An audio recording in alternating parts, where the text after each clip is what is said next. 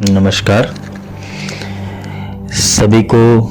हनुमान जयंती, हनुमान जन्मोत्सव की बहुत शुभकामनाएं। आज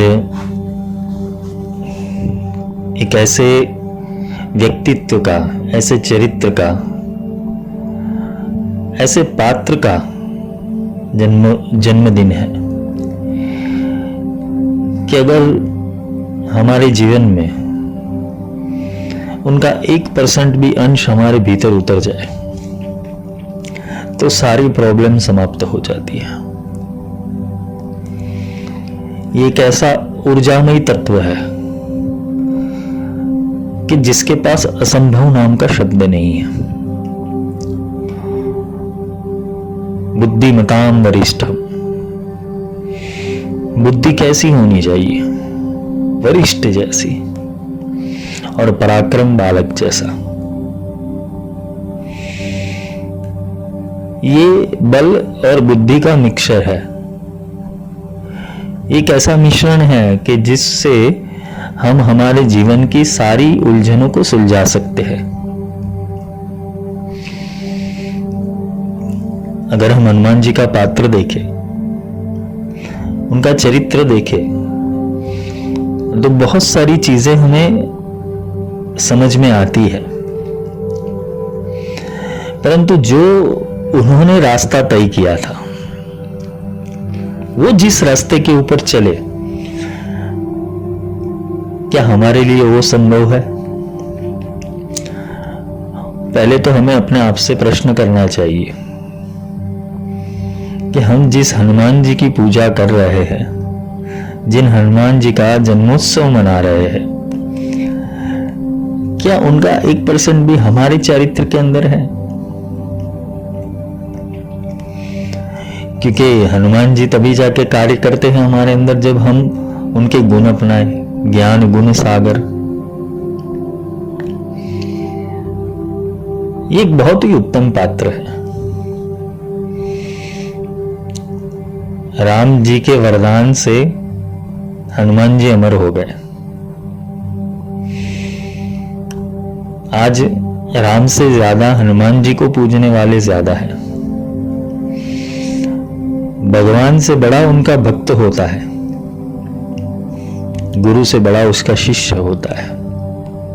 ये गुरु की कृपा ही है, ये गुरु का बड़प्पन है कि जो अपने शिष्य को, अपने भक्त को, अपने प्रेमी को, अपने मित्र को आगे बढ़ाए।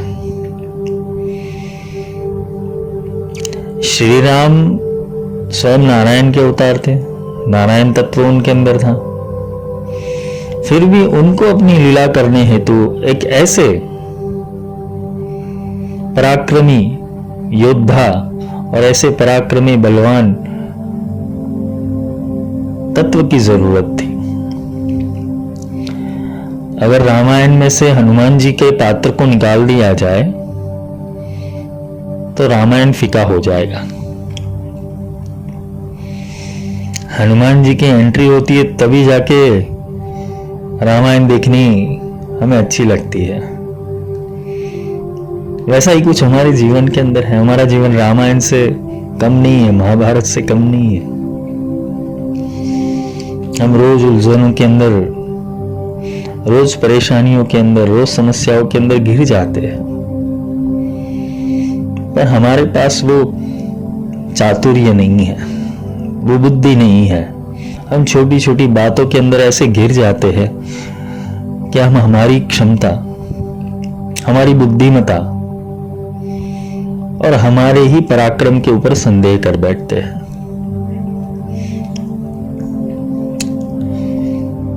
पात्र तो यही सिखाता है, क्योंकि इनके विषय में तो तुलसीदास जी ने पूरा सुंदरकांड लिख दिया है। पूरी पराक्रम गाथा है। परंतु ये पराक्रम हुआ कैसे? कैसे संभव हुआ? हम हनुमान जी के जीवन को देखने जाए तो जब वो छोटे थे, बालक थे, तभी से पराक्रम कर रहे हैं। तभी से उनकी जो शक्तियां है वो बहुत खिलकर बाहर निकली थी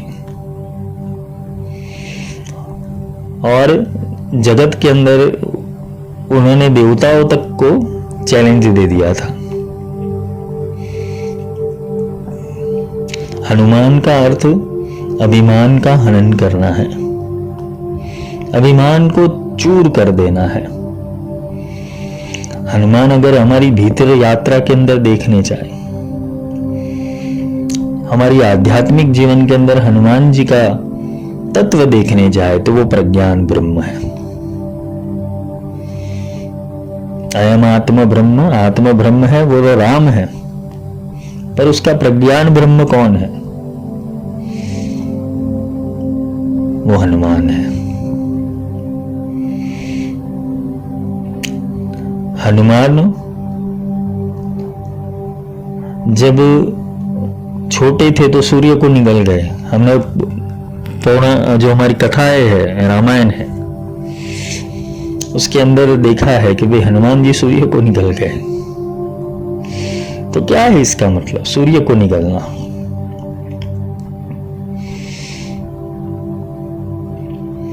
हम सूर्य के सामने 10 मिनट भी खड़े नहीं रह सकते, क्योंकि इतनी गर्मी सूर्यदेव फेंकते हैं, उनकी ऊर्जा से हम त्राही त्राही हो जाते हैं। जबकि हनुमान जी ने तो उनको निगल दिया था। तो इसके पीछे का रहस्य है, सूर्य को निगलना यानी आत्मज्ञान को निगल लेना, आत्मज्ञान को प्राप्त कर लेना। वो आत्मज्ञान जो देवताओं के पास नहीं है,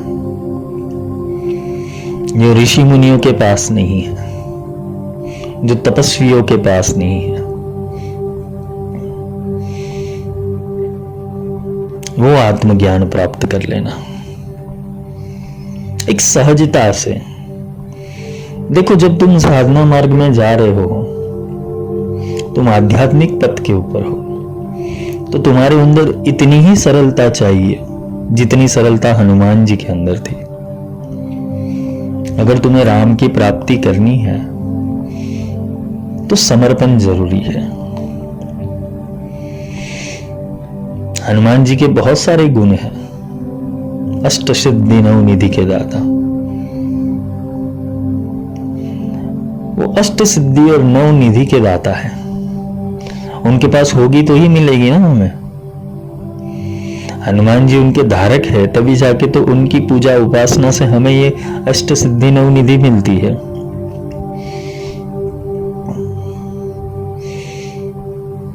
सिद्धियों और निधियों के बारे में तो बहुत कुछ कहा जा सकता है, पर यहां जब उनके चरित्र की बात आती है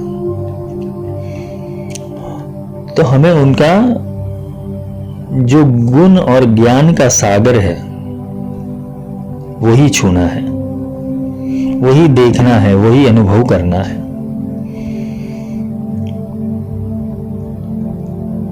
राम काज करीबे को आतुर,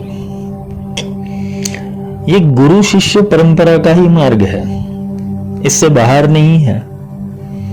इससे बाहर तुम सोच भी नहीं सकते, क्योंकि राम जी के लिए हनुमान सर्वस्व थे और हनुमान जी के लिए राम सर्वस्व थे। तू मम प्रिय भरत ही सम भाई।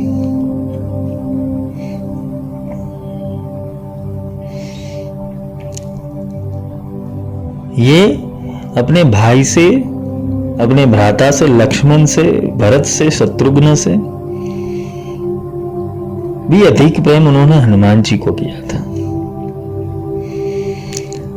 हनुमान जी के अंदर वो सारी क्वालिटीज थी, सारे गुण थे जो एक शिष्य के अंदर होने चाहिए, जो एक भक्त के अंदर होने चाहिए। हमें वो अपनाना है।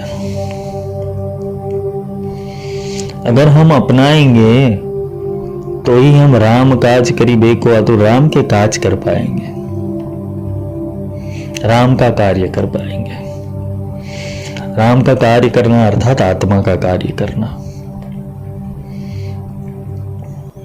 लाय सजीवन लखन जियावे, श्री रघुवीर हर्ष उर लावे। लक्ष्मण भी मूर्छित हो गया। मेघनाथ ने जब अस्त्र चलाया तो लक्ष्मण जी मूर्छित हो गए। लक्ष्मण यानी तुम्हारे भीतर का लक्ष्य। जब तुम्हारे भीतर का लक्ष्य मूर्छित हो जाता है तो उसे सजीवन करना जरूरी है। मेघनाथ का अर्थ है कि एक साधना की अवस्था है जहां माया का इतना बड़ा तेज आता है, इतना बड़ा प्रपंच खेला जाता है कि लक्ष्य भटक जाता है, लक्ष्य मूर्छित हो जाता है, जिसके कारण आत्मा विलाप करता है। राम रोने लगे थे। राम वहां सोचने लगे थे, मैं लोगों को उत्तर क्या दूंगा, मैं अयोध्या में उत्तर क्या दूंगा, मैं जानकी को उत्तर क्या दूंगा। लक्ष्य जीवित करना जरूरी है। अगर राम के मन के अंदर यह प्रश्न खड़ा होता है कि मैं उत्तर क्या दूंगा, तो तुम्हारे भीतर भी यह प्रश्न खड़ा होना चाहिए कि अभी तक तुम्हारा लक्ष्य सजीवन नहीं हुआ है। तुम जिस पथ के ऊपर चल रहे हो साधना में या तो माया के अंदर, तुम्हारा लक्ष्य सजीवन नहीं हुआ है। और लक्ष्य सजीवन नहीं हुआ है इसलिए तुम विलाप कर रहे हो, तुम रो रहे हो, तुम परेशान हो रहे हो।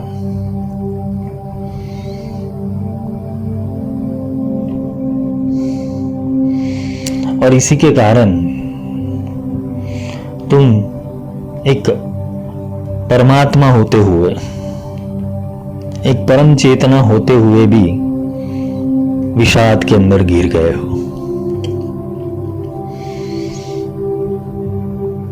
एक आध्यात्मिक रूप से अगर मैं देखने जाऊं तो तुम सबके अंदर राम ही है। तुम्हें अपने लक्ष्मण को जीवित करना है, उसको संजीवनी बूटी को प्राप्त करवाना है। और ये संजीवनी बूटी कौन लेके आएगा? हनुमान के अलावा कोई नहीं, जिसका अभिमान हनन हो चुका है, जिसके भीतर समर्पण है, जिसके भीतर एकाग्रता है, जिसके चित्त के अंदर संदेह नहीं है, वो हनुमान है। जिसे गुरु वाक्य के ऊपर संदेह नहीं है, जिसे गुरु के ज्ञान के अंदर संदेह नहीं है, जिसे अपने इष्ट के प्रति पूर्ण श्रद्धा है, वो अपने लक्ष्य को जीवित कर पाएगा।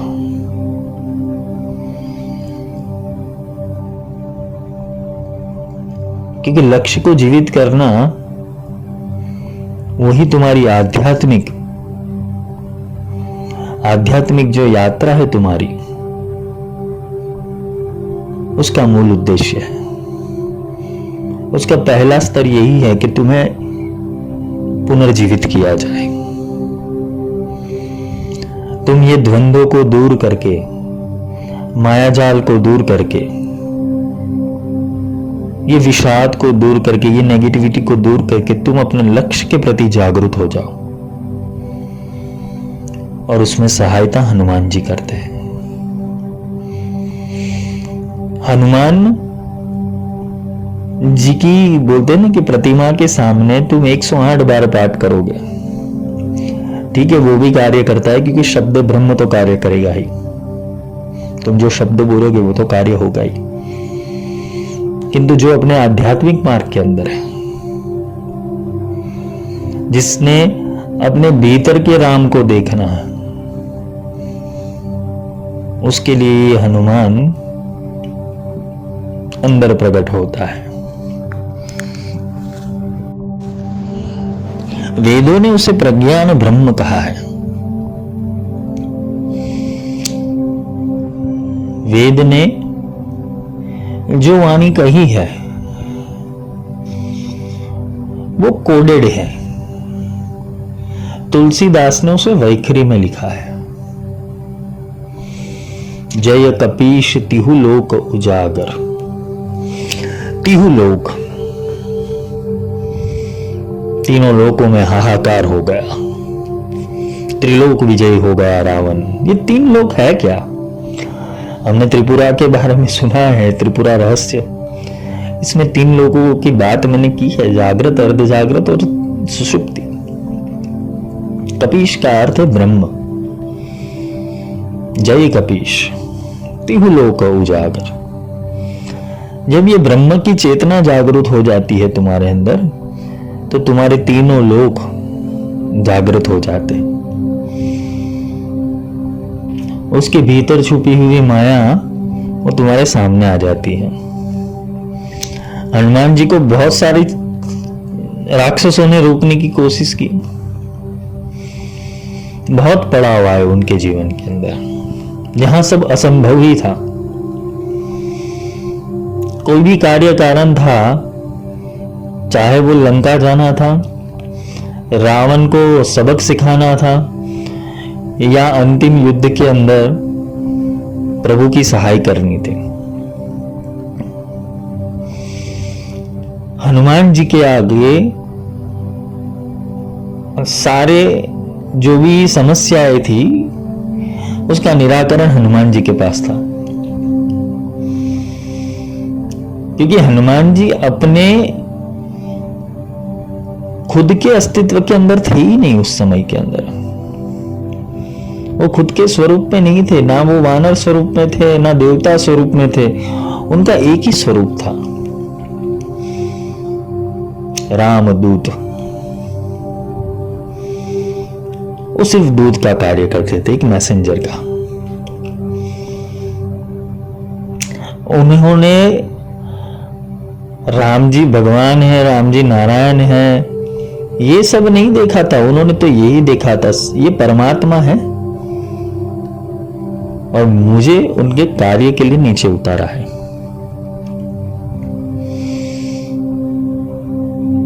हनुमान जी को गुरु बोला जाता है,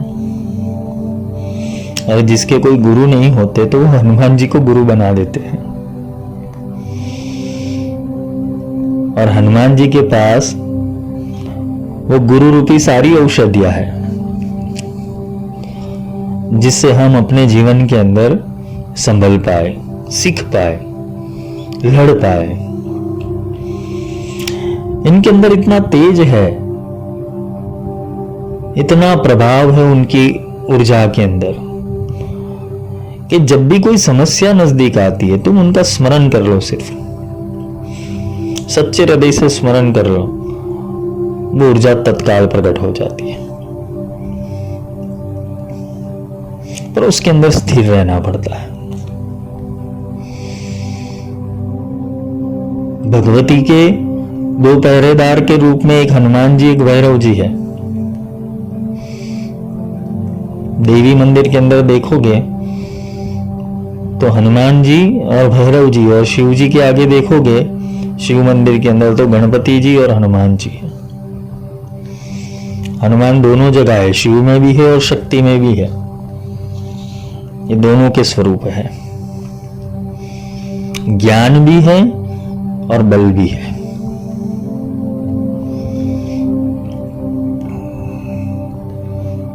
जब असंभव निर्माण हुआ, असंभव परिस्थितियों का निर्माण हुआ, तब हनुमान जी ने अपना कार्य पूर्ण किया है। हनुमान जी ने एक बार भी ऐसा नहीं सोचा ये खुद भगवान है, मैं उनके लिए क्यों लड़ूं, ये तो खुद सब कुछ कर सकते हैं। ऐसा कभी उनके दिमाग में सोच नहीं आई, क्योंकि वो पूर्ण समर्पित थे। जब शिष्य का जीवन हनुमान जी के चरित्र जैसा हो जाता है ना, तो राम बहुत नजदीक हो जाते हैं, वो परमात्मा बहुत नजदीक हो जाता है। गुरु आज्ञा सर्वोपरि। हनुमान चालीसा का पहला ही शब्द है श्री गुरु चरण सरोज रज निज मन मुकुर सुधार।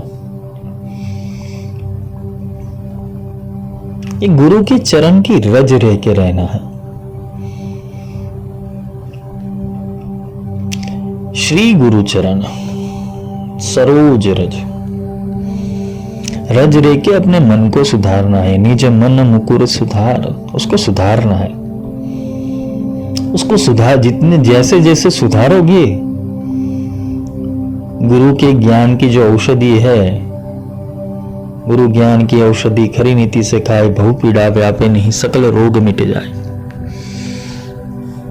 गुरु की ज्ञान की औषधि जो खरी नीति यानी उसको चबा चबा के, उसको मंथन करके जीवन में उतारता है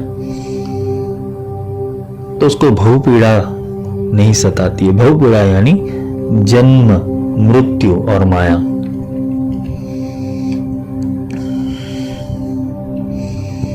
जन्म लेना, भव, अवतरण होना किसी योनि के अंदर, वो योनि के कर्मों को भोगना और वापस अपनी संज्ञान के ऊपर आना, अपनी जागृति के ऊपर आना,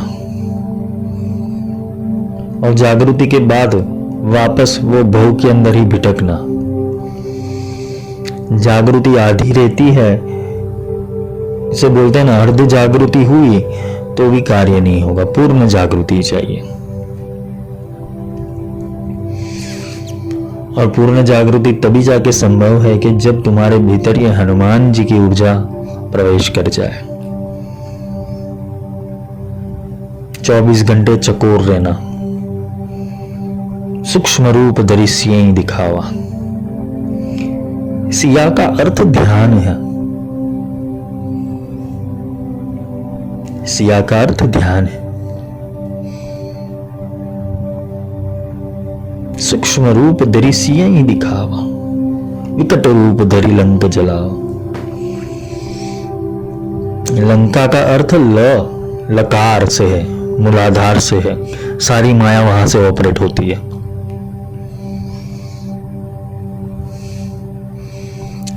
क किधर है? अनाहत में। तुम्हारे सारे भाव, तुम्हारी सारी ऊर्जा मूलाधार तक जा रही है, ऊपर नहीं आ रही है, माया में प्रवेश कर रही है। और वहां बैठा दशानन। दशानन किधर है? स्वादिष्टान और मूलाधार के बीच में।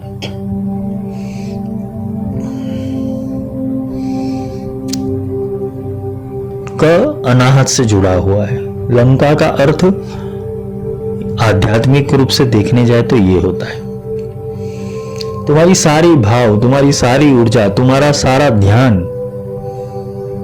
लंका के अंदर है। इसलिए तुम्हें ये 10 विकार परेशान कर रहे हैं।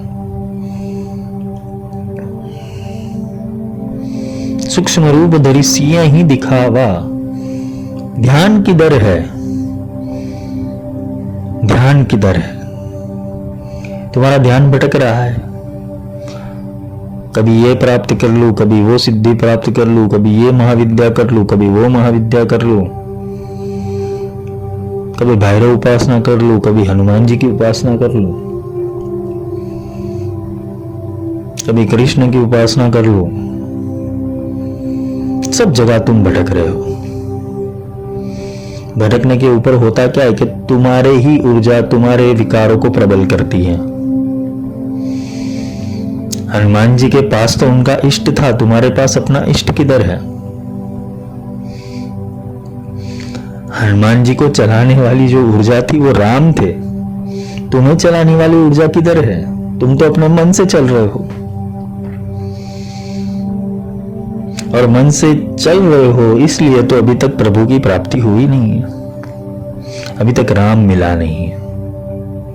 दशानन खुद भी कहता था ना, मैं ही परमात्मा हूं। तमस का अतिरेक हो जाना, सत्व का अतिरेक हो जाना, रजस का अतिरेक हो जाना, वो एक अभिमान के अंदर बंध जाना है। और ये तीनों को हनन करना, उसका नाम हनुमान है। हनुमान एक उत्तम सेवक थे, उत्तम भक्त थे, उत्तम पुत्र थे, उत्तम दूत थे, उत्तम शिष्य थे।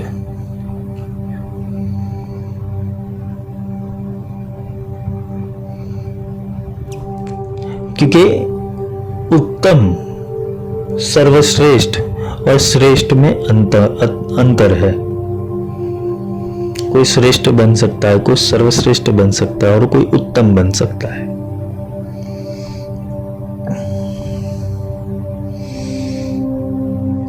उत्तम जो बनता है वही उत्तराधिकारी होता है।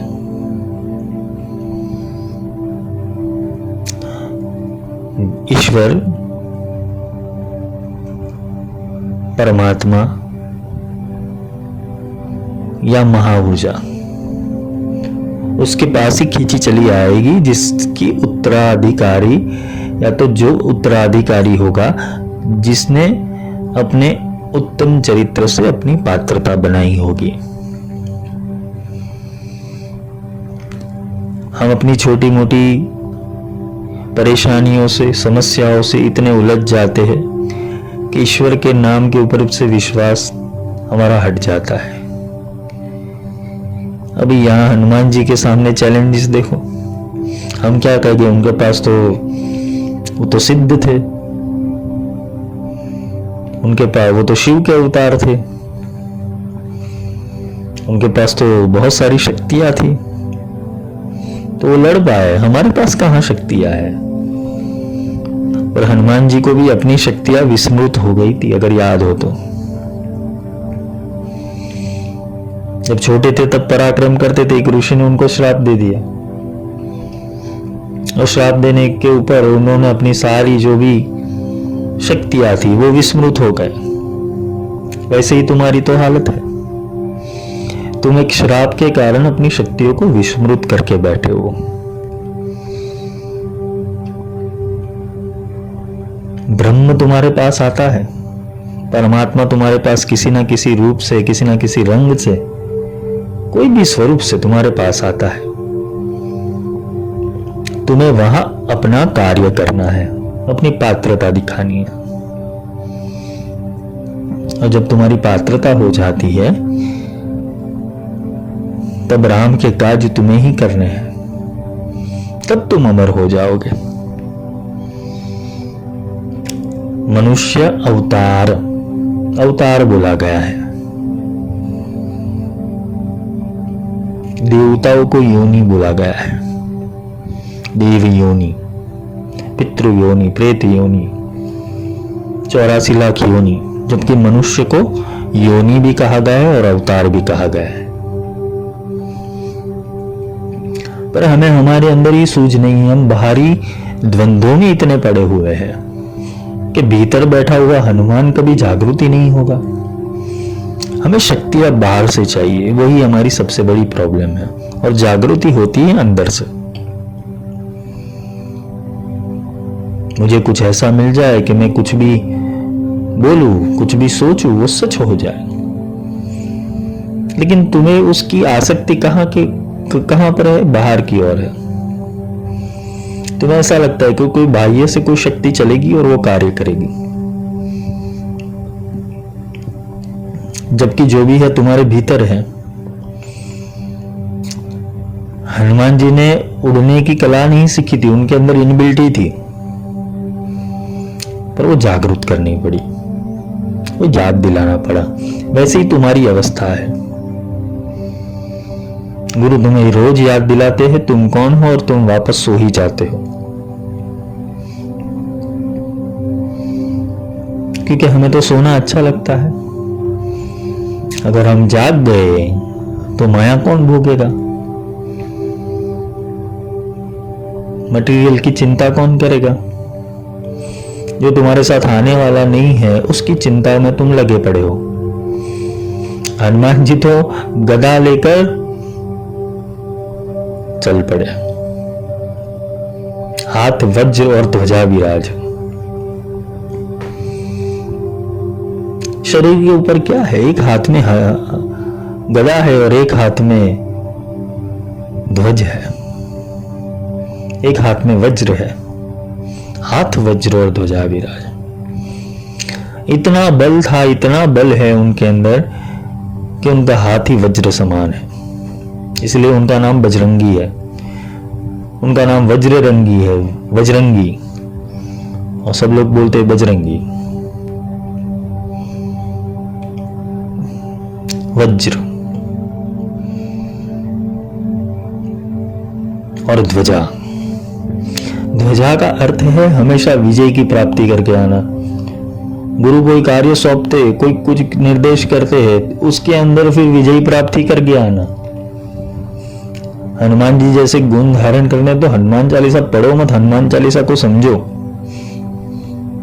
जो कहा है करने के लिए वो करो, चाहे कोई परेशानी आ रही हो, कोई तकलीफें आ रही हो, कोई समस्या आ रही हो, तुम्हारे बीच में सब लोग बाधा डालने आने वाले हो। अरे हनुमान जी को कितनी बाधाओं से लंका जाने के अंदर तो कितनी सारी बाधाओं का सामना करना पड़ा। तो ये तो हमारा जीवन है। हम हमारे अंदर के भीतर के रावण को मारने जाएंगे तो क्या बाधाएं नहीं आएगी, समस्या नहीं आएगी, सब आएगा। आध्यात्मिक पथ के ऊपर चलोगे तो सारी समस्या तुम्हारी इर्द गिर्द ही चालू हो जाएगी। तुम समस्या से घबराते हो, प्रॉब्लम यहां पर है। कुछ थोड़ी समस्या आ गई, हथियार रख दिए।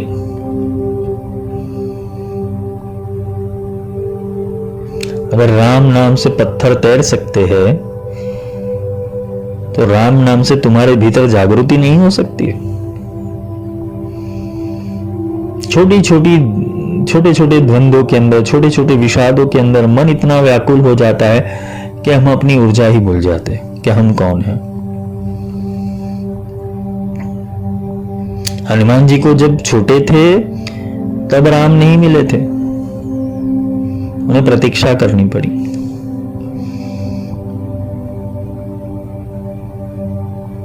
उन्हें प्रतीक्षा करनी, बहुत लंबे काल तक प्रतीक्षा करनी पड़ी। ऐसा ही गुरु शिष्य का रिलेशन होता है। गुरु एक सही शिष्य की तलाश में होता है और शिष्य एक सही गुरु की तलाश में होता है। मिलन तो होगा, और मिलन तभी जाके संभव होगा कि जब तक वो मिलता नहीं है तब तक तुम्हारी अंदर की रुचि प्रकट रहनी चाहिए। और जब तुम्हें वो मिल जाएगा तो तुम्हें अपने आप हनुमान जी जैसा एहसास हो जाएगा कि ये और कोई नहीं है, श्री राम ही है। गुरु के भीतर ही राम के दर्शन होंगे, गुरु के भीतर ही कृष्ण के दर्शन होंगे, गुरु के भीतर ही शिव के दर्शन होंगे। गुरु ब्रह्मा, गुरु विष्णु, गुरुदेवो महेश्वरा, गुरु साक्षात पर ब्रह्म। वो साक्षात पर ब्रह्म तुम्हारे सामने आएगा तभी जाके तुम्हें पता चलेगा।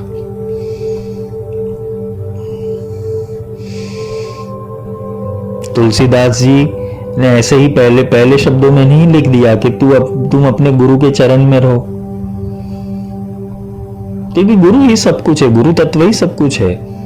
और गुरु तत्व हनुमान जी के भीतर प्रकट हुआ तो इतनी सारी सिद्धियां, इतनी सारी कला, इतनी सारी विद्याएं, अष्ट सिद्धि नौ निधि अपने आप प्रकट हो गई।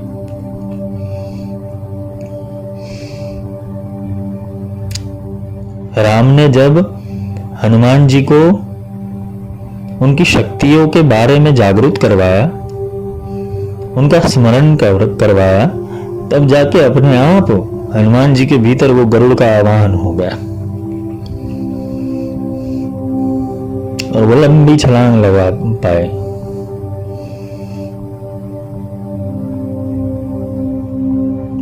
वैसे ही हमारे भीतर जब वो प्राण शक्ति का आवाहन हो जाता है,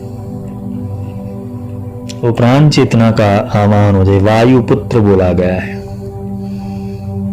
ये बुद्धि और प्रज्ञान के ऊपर आते हैं हनुमान जी, बुद्धि में आते हैं, बल में आते हैं, प्राण में आते हैं। जो समझ में नहीं आता ना वो समझा जाते हैं, फिर वो छलांग लगाते। फिर यही है गुरु ज्ञान का प्रताप। वो तुम्हारे प्राण सूत्र को ऊपर कर देते हैं, ऊर्ध्वगामी कर देते हैं, हिमालय की ओर भेज देते हैं। हिमालय कौन है? तुम्हारा सहस्त्रार। संजीवनी बूटी वहां पर पड़ी हुई है।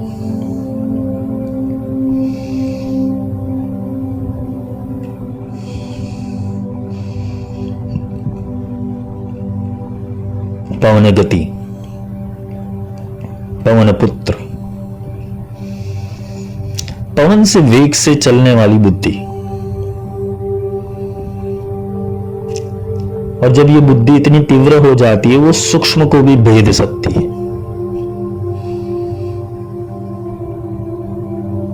वो सूक्ष्म को भी भेद सकती है। वो शून्य साक्षिणी भी है और अनंत साक्षिणी भी है, पर उसके लिए पवन पुत्र का होना जरूरी है। ये प्रज्ञा के ऊपर जब आंदोलन आते हैं, वो चेतना के आंदोलन आते हैं, तो उसको पकड़ने वाला तुम्हारा प्राण ही होता है।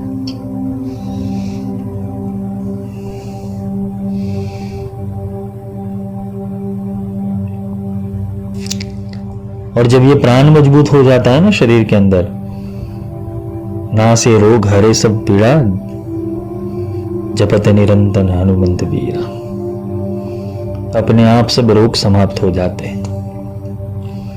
प्राण मजबूत है, उसका हनुमान मजबूत है। लोग प्राण मजबूत करने के लिए क्या करेंगे? प्राणायाम करेंगे, ध्यान करेंगे, आयुर्वेदिक मेडिसिन लेंगे। अच्छा है, वो भी करना चाहिए। प्राणों का अर्थ है भीतर की जागृति के अंदर जो सूत्र कार्य करता है, जो ऊर्जा कार्य करती है, जिसका मनोबल पत्थर के समान है, पर्वत के समान है, अटल है,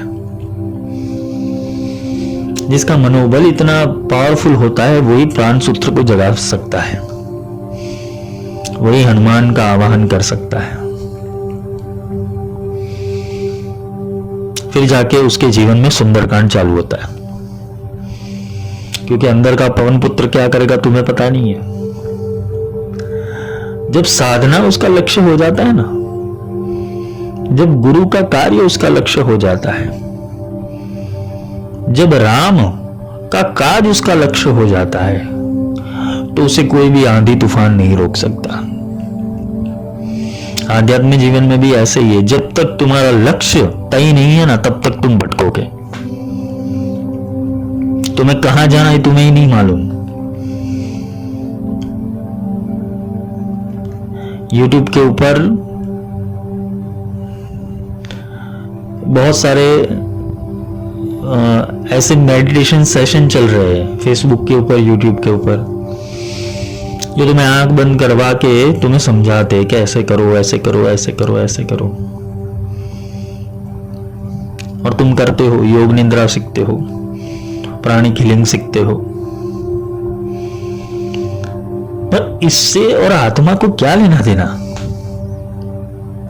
ये तो सब मन की कल्पना है, मन गढ़त कल्पना है सब।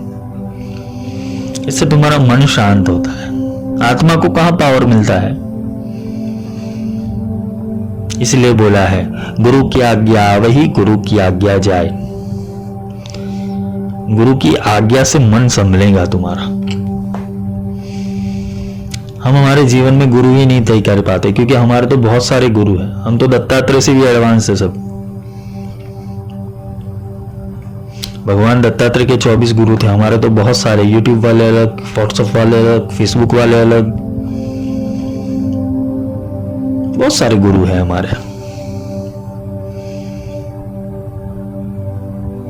गुरु कोई शरीर नहीं है, गुरु तत्व है।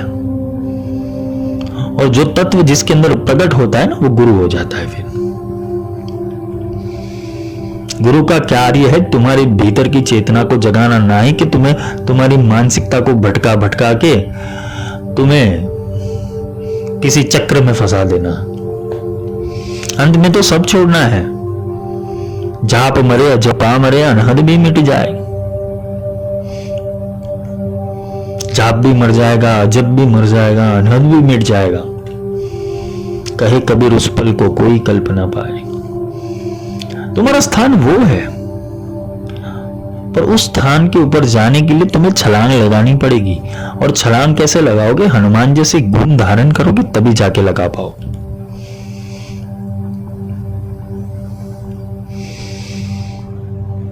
हनुमान जी ने बहुत प्रतीक्षा की थी राम की। मनोमन राम का एक चित्र बनाया था, और जैसे जैसे उनका राम के प्रति झुकाव और समर्पण अंदर से बढ़ता गया, तो राम के भीतर जो चल रहा था ना, वो भी वो पहचान लेते थे कि अभी भगवान को क्या चाहिए। भक्ति ऐसे होती है, स्थिरता होती है।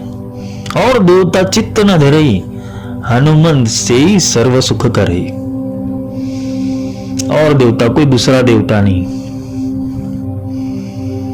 और देवता चित्त न धरई, सिर्फ श्री राम, सिर्फ तुम्हारा इष्ट, सिर्फ तुम्हारा गुरु। हनुमान से ही सर्व सुख करे। जिसने ये अभिमान को हनन कर लिया है, जिसने ये हनुमान जैसे समर्पण कर लिया है, जिसने अपने सूत्र को पकड़ के रखा हुआ है, उसकी सेवा, उसकी चाकरी वो पूरी प्रकृति करती है। हनुमान से ही सर्व सुख करी, सर्व प्रकार के सुख उपलब्ध हो जाते हैं। और साधक के लिए, जो आत्मज्ञानी है, जो आध्यात्मिक पथ के ऊपर है, उसके लिए सबसे बड़ा सुख एक ही है कि प्रभु की प्राप्ति हो जाना, ईश्वर के स्वरूप की प्राप्ति हो जाना, वही उसके लिए सबसे बड़ा सुख है।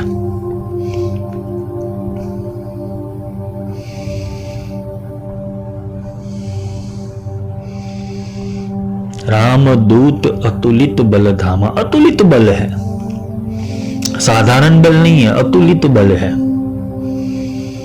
पर किसके अंदर है? रामदूत के अंदर, जो मैसेंजर है, जो ईश्वर का मैसेंजर है, जो परमात्मा की वाणी को प्रकट कर सकता है। वो परमात्मा क्या बोलना चाहता है वो प्रकट कर सकता है, और राम क्या बोलना चाहते उसको प्रकट कर सकता है। उसके अंदर अतुलित बल है।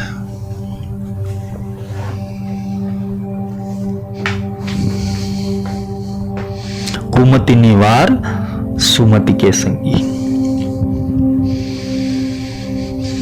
कुमति, तुम्हारी मति कैसी है? कुमति है। कुमति का अर्थ क्या है? संगात संजायते कामम। गीता क्या कहती है? जैसा संग होगा वैसा रंग लगेगा। तुम्हारी मति कहां भ्रष्ट हो रही है?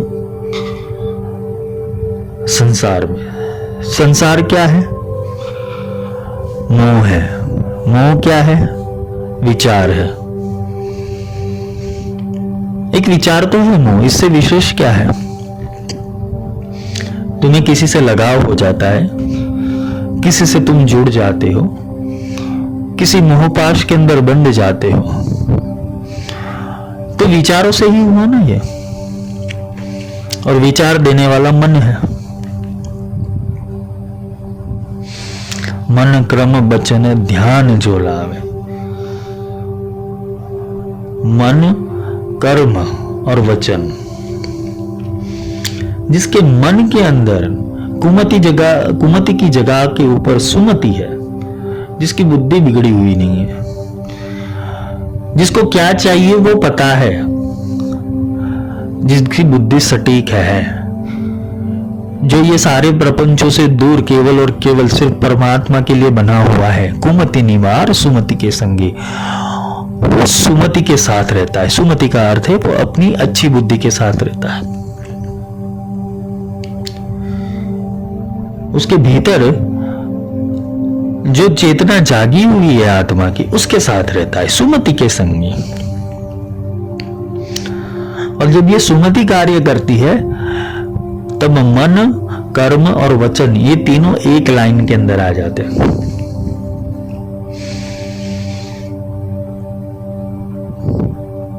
सिया राम में सब जगह जाना, ये शक्ति और आत्मा का ही खेल है। ये सारा प्रपंच शक्ति, माया और आत्मा का ही खेल है। सब ऊर्जा के लेवलों के ऊपर आओगे तो ये तो सारा द्वंद्व ही खत्म है।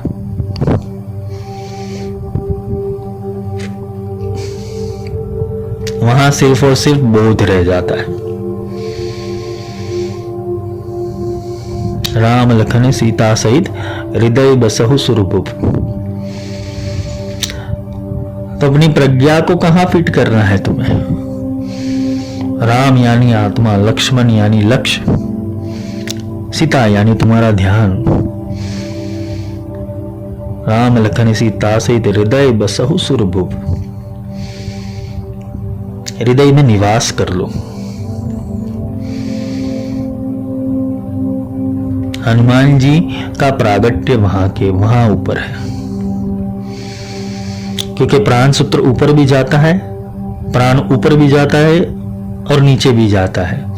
और जब नीचे जाता है तो जागृत अवस्था में जाएगा तो लंका को जला कर आएगा, माया को जला के आएगा। समुद्र को पार करना, जल तत्व को पार करना, आकाश तत्व से जल तत्व को पार करके पृथ्वी तत्व के ऊपर आना, माया में आना, जड़ता में आना, और वहां सिर्फ जलकर वापस जलाकर वापस अपने स्थान के ऊपर आ जाना। तो ऊर्जा नीचे भी जाती है, ऊपर भी आती है। ऊर्ध्वरेता, हमें ऊर्ध्वरेता बनना है। साधना पथ के अंदर साधना तभी जाके सफल होती है जब तुम्हारी चेतना मूलाधार या स्वाधिष्ठान में जाए। तो हनुमान जैसा तुम्हें ब्रह्मचर्य धारण करना है। ब्रह्मचर्य का अर्थ यह नहीं है कि तुम संभोग से दूर रहो। ब्रह्मचर्य का अर्थ है कि ब्रह्म के आचरण में रहो। लोगों ने ब्रह्मचर्य का अर्थ क्या बता दिया है? भाई संभोग नहीं करना है। तो कृष्ण तो सबसे बड़े ब्रह्मचारी थे, उनकी तो 16,108 रानियां थी। ब्रह्म का आचरण रहना, ब्रह्म के नियमों में रहना, ब्रह्म के संपर्क में रहना।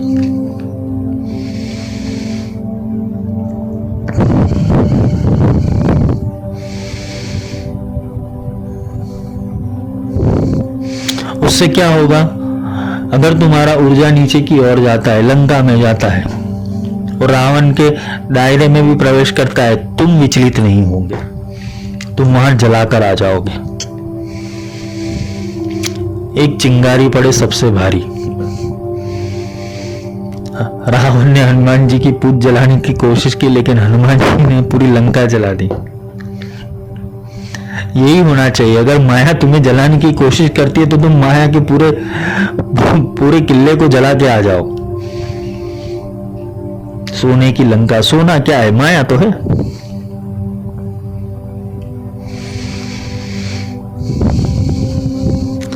यही रावण ने तुम्हें वर्षों तक तुम्हारे ध्यान को, तुम्हारी सीता को अपने पास रखा है बंदी बनाकर, लेकिन उसे स्पर्श नहीं कर पाया, क्योंकि ध्यान लगता है सिर्फ और सिर्फ आत्मा में। तुम्हारे भीतर एक चिंगारी है जो तुम्हें जगाती है, जो तुम्हें विश्वास दिलाती है कि मैं हूं, परमात्मा है। रावण ने एक बार सीता जी को, वो बोलते हैं ना कि एक सिर काट के दिया और बोला कि भाई ये राम का सिर है, लेकिन सिया जी नहीं मानी। वैसे तुम्हारे भीतर एक नकारात्मक प्रकट करने की कोशिश भी करेगी माया। विकार तुम्हारे भीतर अगर प्रकट होगे, तुम्हें बोलेगा कि भाई ये सब कुछ नहीं है, परमात्मा परमात्मा कुछ नहीं है, भगवान जैसा कुछ है नहीं। पर तुम्हारे भीतर एक चिंगारी जो प्रकट रहेगी सिया की तरह, नहीं राम आएंगे। ये राम और सीता के बीच में जो सेतु बनाने का काम है ना, वो हनुमान जी ने किया था। ये साधक की एक यात्रा है। हनुमान चरित्र और कुछ नहीं, साधक की एक यात्रा है। भीम रूप धरिय सुर संहारे। जब तुम्हारे भीतर असुर प्रकट हो जाते तुम्हें भीम रूप धारण करना पड़ेगा, विशाल रूप धारण करना पड़ेगा। तुम्हारी समस्याओं के सामने तुम्हारी ऊर्जा का दायरा बढ़ाना पड़ेगा। तुम्हारे मस्तिष्क के अंदर अनंत चेतनाएं और अनंत बल और अनंत ज्ञान की जागृति हो जानी चाहिए। अगर तुम माया से परेशान हो तो छोटी चीज आती है उसे देखने का स्तर बदल दो, दृष्टिकोण बदल दो। तुम जिस लेवल के ऊपर समस्याओं को देख रहे हो उससे 10 लेवल ऊपर चढ़ जाओ, तुम्हारे लिए समस्या छोटी हो जाएगी। इसे ही कहते कि भीम रूप धरि असुर संहारे, विकट रूप धरि लंक चलावे।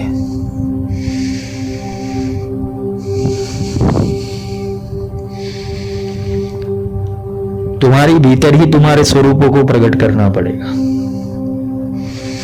और वो प्रकट होगा गुरु ज्ञान से। श्री गुरु चरण सरोज रज निज मन मुकुर सुधार, इससे होगा। पहले ही लाइन के अंदर सिद्ध कुंजी का दे दी है तुलसीदास जी ने, पर हमारा मन नहीं जाता ना। हमारी दृष्टि कहां पर रहती है? नई साधना कौन सी आई, नया लेवल कौन सा आया? श्री विद्या की 14वां लेवल आया, 15वां लेवल आया, 16वां लेवल आया। हमारी बुद्धि यहां पर जाती है जिससे हम फंस जाते हैं। आत्मा का कोई लेवल नहीं, वो लेवल बिना का है, उसकी भी लोग साधना बनाते हैं। Awakening of kundalini, awakening of soul. संतों ने कभी ये नहीं किया। बड़े बड़े संत हो गए, कभी भी ये लेवल की परिभाषा में नहीं फंसे।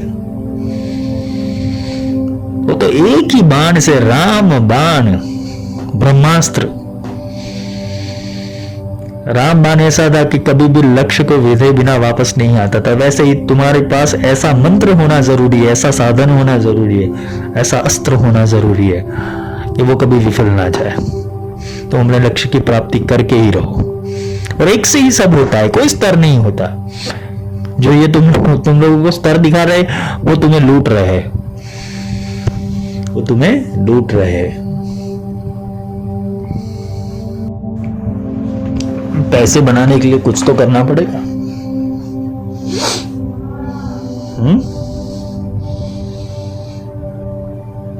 खैर, सब लोगों की अपनी अपनी गति है, पर मैं यही समझाने की कोशिश करूंगा कि भीतर के हनुमान की जागृति करो, आत्मा तक जाओ। आत्मा ही राम है। कौन राम दशरथ गढ़ डोले, कौन राम गट गट में बोले, कौन राम का सकल पसारा, कौन राम है सबसे न्यारा। माया राम दशरथ गढ़ डोले। ये 10 इंद्रियों, 5 ज्ञानेंद्रियों, 5 कर्मेंद्रियों के अंदर जो रम रहा है वो तो माया रूपी राम है। शरीर आत्म राम गट गट के घट घट में बोले। ये तुम्हारा घट है, तुम्हारा शरीर है, उसके भीतर जो रह रहा है वो आत्मा रूपी राम है। चैतन्य राम का सकल पसारा, जो प्रकृति के अंदर चैतन्य स्वरूप है, जो ब्रह्म स्वरूप है, सकल पसारा, वो सब जगह व्याप्त है। कण कण में राम है। वो देखने की दृष्टि गुरु देते, वो सोचने की दृष्टि गुरु देते, वो समझने की दृष्टि गुरु देते। राम कहानी है। प्रहलाद को पूछा गया, तेरा नरसिंह कहाँ है, तेरा हरि कहाँ है, तेरा नारायण कहाँ है। हरि व्यापक सर्वत्र समाना, प्रेम से प्रकट हुई मैं जाना। हरि तो सब जगह व्याप्त है, राम तो सब जगह व्याप्त है। चैतन्य राम का सकल पसारा, वो चेतना में तो कहीं पर भी प्रवेश कर सकता है, उसके लिए कोई पाबंदी नहीं है। निरालंब राम है सबसे न्यारा, जिसने सब आलंबों को छोड़ दिया है, जो आलंबित नहीं है, किसी के ऊपर डिपेंड नहीं है, जो निरालंब है, जिसने सब आधार छोड़ दिया है, निराधार हो चुका है, जिसने हाथ खड़े कर लिए, भाई मेरे को किसी की सहाय नहीं चाहिए, मैं अपने आप में मस्त हूं, मेरा आलम राम है सबसे न्यारा। जिसके अंदर ये सार की अनुभूति हो जाती है, बोध की अनुभूति हो जाती है, वो अपने अविचल अवस्था के अंदर पहुंच जाता है, जिसको कोई डिगा नहीं सकता, जिसको कोई नई साधना, कोई नया लेवल, कोई नया देवता कुछ हिला नहीं सकता उसको। जिसने ये भीतर, अपने भीतर ये सत्य रूपी राम को प्रकट कर लिया है, जिसने अपने भीतर वो नारायण को देख लिया है, वो कभी विचलित नहीं होगा फिर। इसलिए बोला गया कि गुरु गोविंद दोनों खड़े काको लागू पाए, बलिहारी गुरु आपकी गोविंद दियो बताई। गोविंद दिखाएगा कौन तुम्हें? अगर तुम्हारी बुद्धि चलती और तुम्हारे पास इतने इतने पूर्व जन्म के कर्म भी है, चलो तुम साधक हो पूर्व जन्म के अंदर, और तुम्हारी बुद्धि भी काफी चल रही है, तो प्रकट कर लो उसे।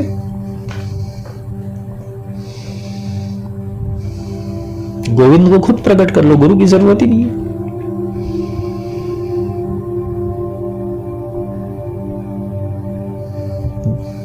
बलिहारी गुरु आपकी गोविंद दियो बताए। गोविंद को दिखाने वाला गुरु है।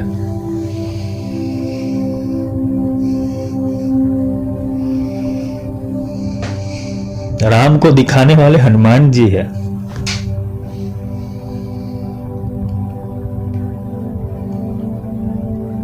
हनुमान जी ने राम नाम के गुण इतने गाए कि राम को अमर कर दिया।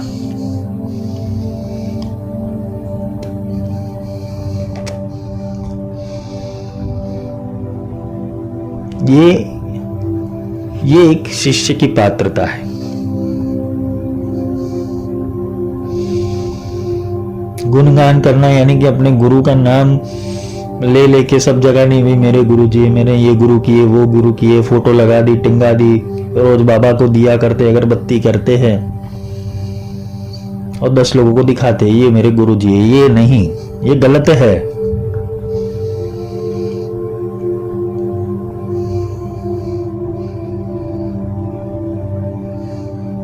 गुरु का प्रचार प्रसार उनके ज्ञान से होता है।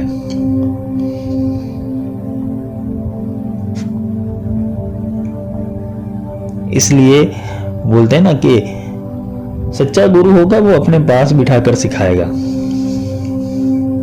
उसी में ही मजा है। प्रकृति बदल रही है, समय बदल रहा है, समय नहीं है लोगों के पास। माध्यम तो बहुत सारे मिल जाएंगे तुम्हें सीखने के लिए, पर वो रस नहीं मिलेगा। वो रस तुम्हारा गुरु ही दे पाएगा, जो तुम्हारे आदि काल में था, वर्तमान में भी है और भविष्य में भी रहेगा। तुम अपने गुरु के पास जैसे चुंबक होता है ना, वैसे खींच के चले आ जाओगे। और जब तुम्हारा कॉलिंग लग जाता है तो गुरु अपने आप अपीयर हो जाता है। ये मैंने गुरु दीक्षा के लेक्चर में भी बताया था। हनुमान जी साधना करते रहे जंगलों के अंदर राम नाम की। हनुमान जी को कहीं जाने की जरूरत नहीं पड़ी, श्री राम जी उनके पास स्वयं चल के आए। पर हमारा राम कौन है ना, उसके ऊपर है सब कुछ।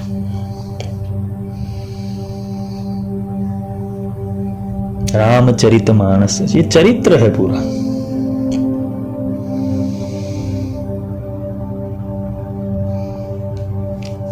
हनुमान जी शांत थे, गंभीर थे, विवेकी थे, ज्ञानी थे, बुद्धिमान थे, चातुर्य था उनके अंदर।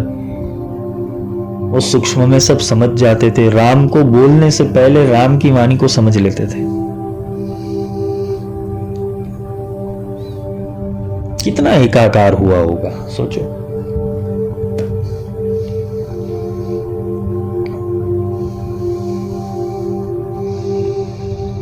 ये एकाकार से ही तुम्हें संभव होगा सब तुम्हारे जीवन में, तुम्हारी यात्रा में, तुम्हारे आध्यात्मिक पथ के अंदर। बिना स्वरूप के ज्ञान ना ध्यान होता है, ना उपासना होती है, ना साधना होती है। तुम किसके ऊपर टिक रहे हो उसके ऊपर निर्भर करता है। मुख से ना जपू ना उर में जपू ना मन में जपू मैं राम राम हमारा जप करे हम पावे विश्राम। राम तुम्हारा चिंतन करेगा, पर तुम ऐसे बन तो जाओ पहले।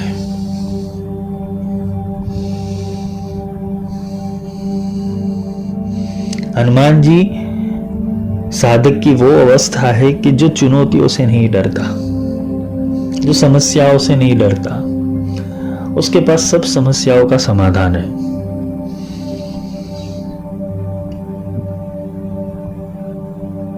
कोई भी कार्य होगा कौन करेगा? हनुमान जी करेंगे। पहले उंगली खड़ी कर देते, मैं करूंगा। कौन कौन शक्तिमान है? हनुमान जी। आप देखो रामायण जो सुंदरकांड है उसके अंदर देखो, सारे पराक्रमों के लिए जो जिम्मेदार थे वो हनुमान जी ही थे।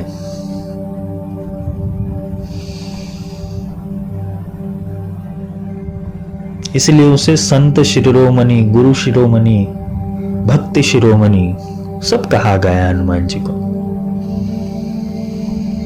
हनुमान की अगर साधना करनी हो, हनुमान जी की साधना करनी हो तो अपने जीवन के अंदर हनुमान जी के गुण को प्रवेश करवाओ। हनुमान जैसा दीर्घ दृष्टा बनो, अपने दृष्टिकोण को बदलो, और जब भी असंभव कुछ भी दिखे तो उसके सामने अपना विकराल स्वरूप धारण कर लो। हनुमान जी के अंदर पॉजिटिविटी कैसे आती होगी? सोचो, राम नाम की औषधि से, आत्मा से पॉजिटिविटी आती है।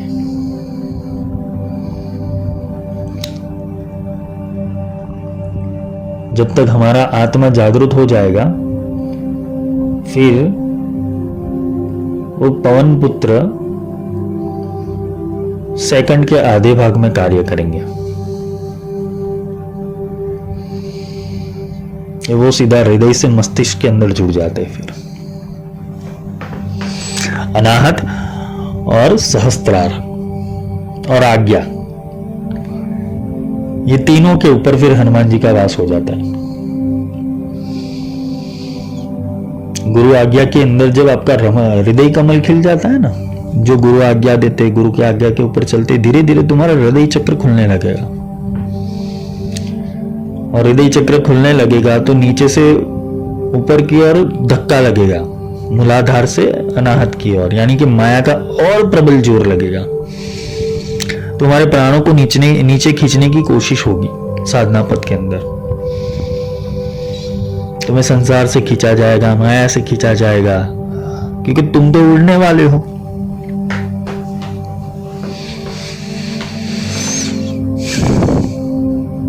तुम तो उड़ने वाले हो, इसलिए जागृति जरूरी है। जब जागृत हो जाते हो तो फिर नीचे भी जाते हो तो लंका जला के आते हो।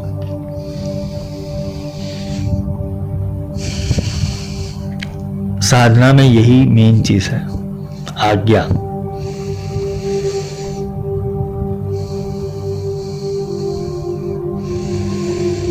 राम रसायन तुमरे पासा, सदा रहो रघुपति के दासा। तुमरे भजन राम को भावे, जन्म जन्म के दुख बिसरावे। ये जन्म जन्म के दुख कैसे निकलेंगे तुम्हारे? हनुमान चालीसा करने से, राम रक्षा स्तोत्र करने से, सुंदरकांड करने से।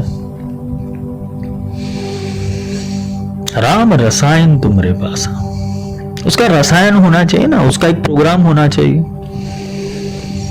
तुम्हारे पास वो प्रोग्राम ही नहीं है, रसायन ही नहीं है, तुम किससे करोगे कार्य? सदा रहो रघुपति के दास। जिसके पास ये रसायन है ना, वो फिर भक्त ही बन जाता है, वो हनुमान जी ही बन जाता है। वो फिर अपने गुरु से अलग होने की कोशिश नहीं करेगा, वो गुरु के चरणों में दास होकर बैठ जाएगा। सदा रहो रघुपति के दासा। वो रसायन मिल गया। वही तो मीरा ने बोला था, पायो जी मैंने नाम रतन धन पायो, वस्तु अमूलिक दी मेरे सदगुरु कृपा कर अपनायो।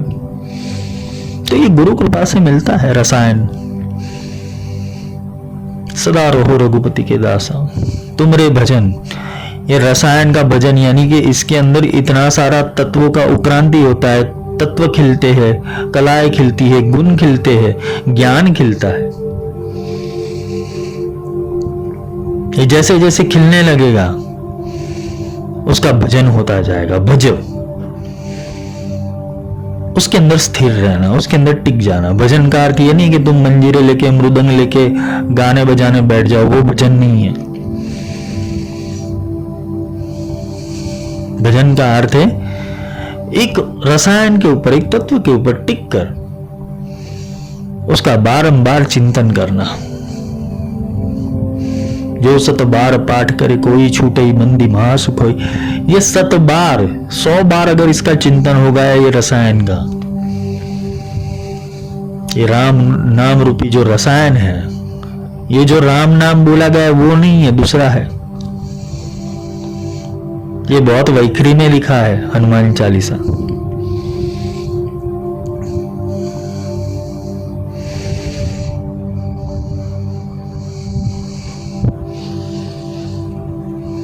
जन्म जन्म के दुख बिसरावे, सब बिसर जाता है, सारी चिंता निकल जाती है। चाम गई चिंता गई मनवा बेपरवाह, जिसको कछु ना चाहिए वही शान का सा।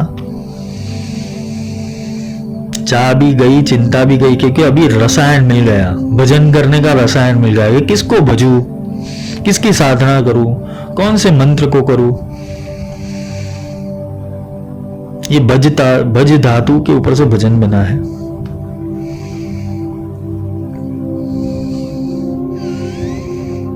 भजना, जो 7 बार पाठ करे कोई, ये 7 बार इसका साइकिल, एक बार इसका साइकिल घुमा, 2 बार घुमा, 3 बार घुमा, ऐसे 100 बार इसके आवर्तन हो गए। छूट ही बंदी महासुख हो।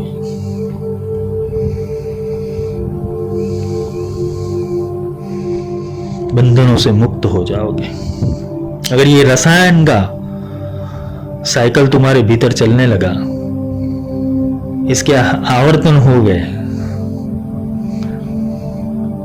100 बार आवागमन हो गया, तुम्हें उसके ऊपर विश्वास हो गया, तुम्हें उसके ऊपर बोलते हैं ना कि अभ्यास हो गया। तुम अभी एक बार छलांग लगा के वापस आए, दूसरी बार छलांग लगा के वापस आ गए, 100वीं बार के अंदर तो तुम आंख बंद करके छलांग लगा दो। ऐसे ही मृत्यु की अवस्था है। मृत्यु की अवस्था के अंदर कौन से तत्व को पकड़ोगे, कौन से परमात्मा को पकड़ोगे, कौन सी चेतना शक्ति को पकड़ोगे। ये रसायन जिसको मिल जाता है वो कूद पाता है, वो छलांग लगा पाता है। जो 7 बार पाठ करे कोई छूटे ही बंदी महासुख होई, ये बंधनों से मुक्त हो जाता है, उसके लिए आवागमन सहज हो जाता है। जो यह पढ़े हनुमान चालीसा होई सिद्धि साखी गौरी सा।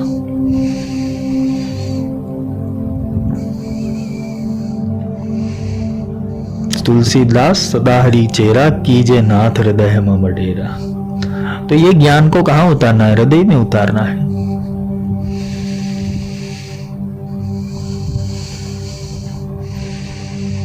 जन्म जन्म के दुख बिसरावे अंत काल रघुवर पुर जाहि। जहां जन्म हरि भक्त कहाई। और फिर आता है और देवता चित्त न धरई। अंत काल, ये जब भजन करते रहोगे, इसको भज गोविंदम मूढ़ मदे, जब गुरु ने ये मंत्र दे दिया, गुरु ने ये जप दे दिया, गुरु ने ये ब्रह्मबीज दे दिया, तो उसका जप निरंतर करते करते करते छूट ही बंदी महासुख होई। अंत काल रघुपुरु जाई। जहां जन्म हरि भक्त का है। फिर वो दूसरी बार अगर जन्म लेता है कहां पर, किसी भी युग में, किसी भी देश में, किसी भी काल में, किसी भी क्षेत्र में, वो भक्त बन के ही जन्म लेता है। जो पुराणों में लिखा है, कोई गलत चीजें नहीं लिखी है कि जो भी भक्त हुए उसके दूसरे जन्म हुए, दूसरा जन्म मिला तो भी वो वहां भक्ति ही करी। कितने जन्मों के बारे में समझाया था। गीता में कृष्ण ने यही कहा कि ये जो गीता का ज्ञान अर्जुन मैं तुम्हें दे रहा हूं वो तो मैंने आदि काल के अंदर भगवान सूर्य को दिया हुआ है। वो साक्षी रूपी चेतना सबके भीतर चलती रहती है। कोई भक्त है, कोई साधक है, कोई गुरु प्रेमी है, वो इस जीवन का नहीं है। उन्होंने बहुत जीवन तपश्चर्या कर कर कर करके पुण्य बल संचित करके वापस जहां गुरु जन्म लेते हैं उसके आसपास ही ये लोग जन्म लेते हैं जो भक्त होते हैं। जहां प्रभु जन्म लेते हैं, जैसे कृष्ण जन्म ले लिया तो राम जन्म ले लिया, तो कितने देवी देवता गोपी बनके और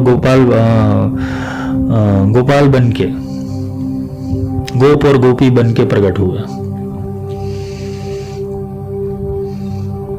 अंतकाल रघुवरपुर जाई, जहां जन्म हरि भक्त कहाई। जहां भी जाएगा वो भक्त कहाएगा।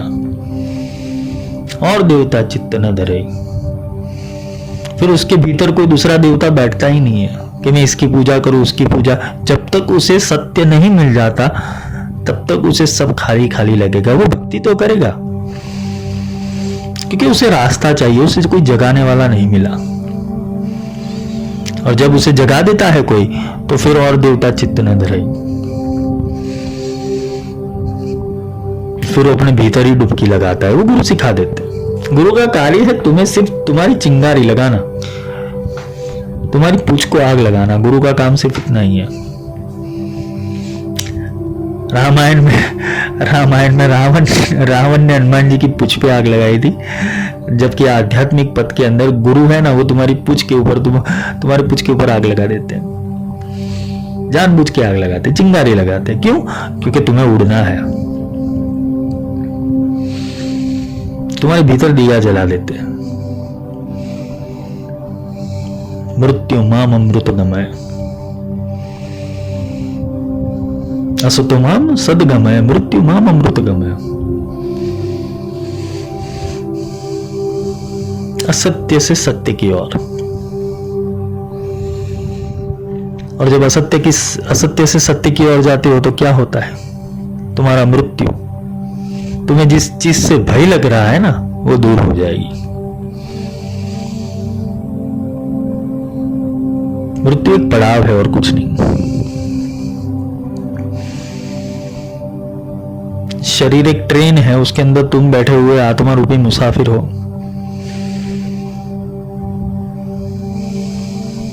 स्टेशन रुकेगा, तुम उतर जाओगे, अंदर का आत्मा चला जाएगा, ट्रेन तो जाने ही वाली आगे। वो नश्वर है, शरीर नश्वर है।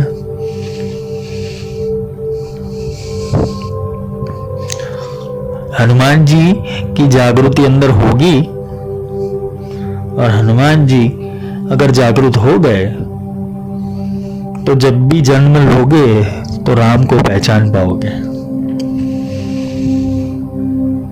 राम निकट ही है, राम कहीं दूर नहीं है तुमसे, निकट ही है। बस समय पक जाने दो।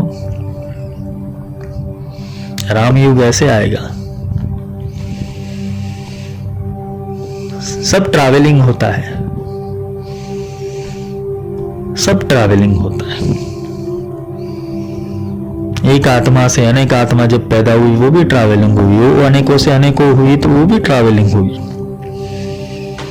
आदिकाल से यही तो चला आता है। सूर्य को निगलना, हनुमान जी ने सूर्य को निगल लिया, यानी आत्मज्ञान को निगल लिया था सहज रूप से। उनको पता नहीं था, ले लिया।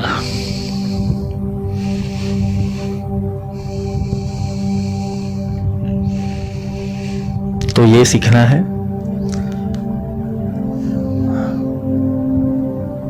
हो सके तो अपने जीवन के अंदर हनुमान जी के चरित्र को उतारने की कोशिश करो। रघुपति किन्हीं बहुत बड़ाई, तू मम प्रिय भरत ही सम भाई। सहस्त्र बदन तुम रोज यश गावे, अस कही श्रीपति कंठ लगावे। वो श्रीपति तुम्हें कंठ से कब लगाएगा?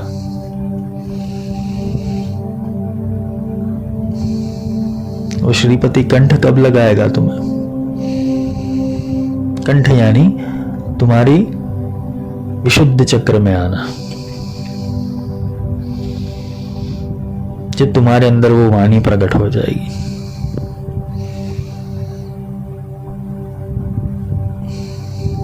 जब वाणी प्रकट हो जाती है तो सहस्त्र वदन तुमरो जस गावे।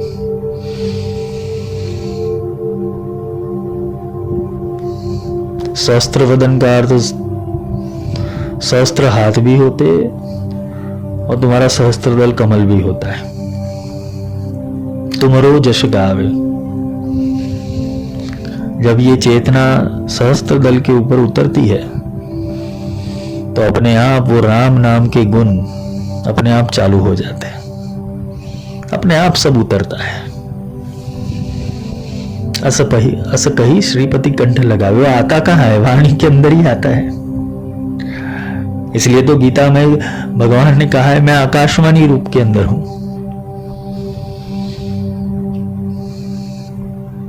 तो हनुमान चालीसा को ऐसे समझे। आज तो थोड़ा थोड़ा लिया है क्योंकि आगे के लेक्चर भी पेंडिंग है। खड़गमाला पूर्ण करनी है, ब्रह्मास्त्र विद्या पूर्ण करना है, और हनुमान जी का चरित्र तो इतना है, जय हनुमान ज्ञान गुण सागर, वो गुणों के सागर है, चलता जाएगा ये चलता जाएगा, इसका अंत नहीं है, अनंत है। बस इतना याद रखना, वो पवन गति पकड़ो। अगर तुम्हें सच में श्री राम चाहिए, सच में राम के दर्शन करने, प्रभु के दर्शन करने हैं, तो पवन गति पकड़ो अपनी। समय जा रहा है, व्यतीत हो रहा है, बिगड़ भी रहा है, चारों ओर भी तो हाहाकार चल रहा है। ये सब कब रुकेगा वो तो प्रकृति के ऊपर निर्भर है अभी। परंतु तुम एक चीज कर सकते हो, अपनी आत्मोन्नति।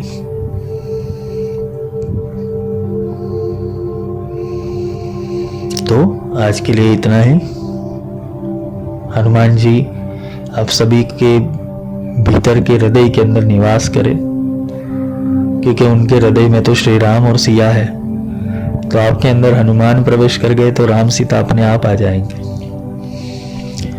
तो आज के लिए इतना ही। ऐसी ही शुभकामना कि सब लोग थोड़ा प्रभु को समझने की कोशिश करें, परमात्मा को समझने की कोशिश करें। जय श्री राम।